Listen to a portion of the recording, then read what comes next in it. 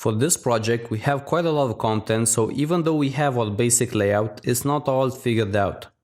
So we'll have to paste the content in from the existing inspirational website the client made for us and make adjustments if needed.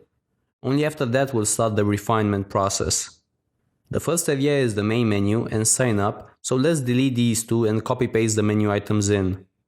Luckily, we can select them, so we won't be using Notepad for this one. Remember to add sign in at the end. Now we have our menu. We might put it underneath, but we'll see. Also notice I didn't put sign in above it, and that's because we don't have anything else there to balance it out. If we had a telephone number or an email address, maybe we'd put it up top, but as is, we'll just keep it all in one line. Next is this part right here, but I'm worried this can't possibly act as a headline since it's way too big. Delete the placeholder and paste it in. Our future selves will have to figure this one out cause right now I'm not sure. Then the other bit of text. This is probably additional information related to the headline. It should be smaller. The video holder will remain here. Probably not so wide so it can have a decent aspect ratio. Use the additional space to expand our text layers. Okay, looking good so far. What does the brief say about what's next? A call to action for scheduling a free consultation.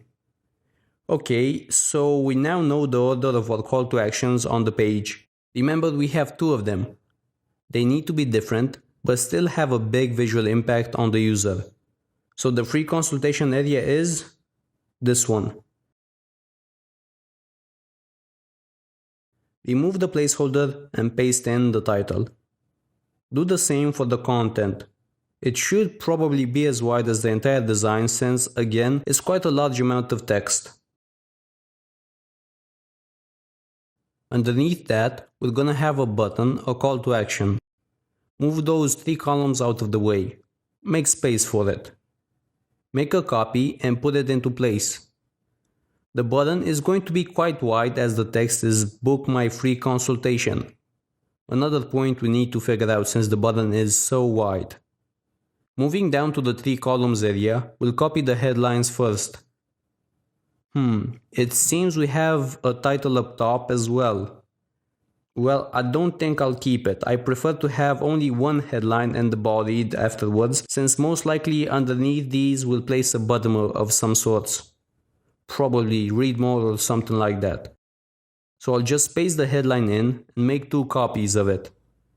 Go back and forth and replace the text. Nothing fancy about it. Just use the good old copy paste and some alt-tabbing action. Let's kick it into Time Warp and through the magic of editing is already finished. The next area is the special offer section. For now we're just gonna copy the previous call to action. Just make the title bold so we know that's the title. Copy the body and the button and replace that with the actual content and we're nearly there.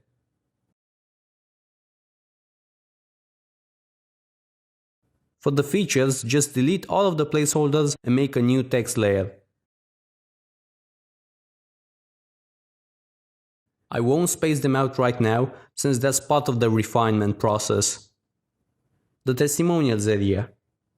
I think we actually have only one client review, but in any case we'll use lorem ipsum for that. The newsletter section will just have some text and a field next to it. Let's add that in. Sign up for our newsletter. While we are at it, let's label the reviews up top with lorem. And finally for the footer. In the new layout, there isn't one really, just a couple of social media items. Let's check the existing website. We have a couple of quick links and a logo. Let's add those.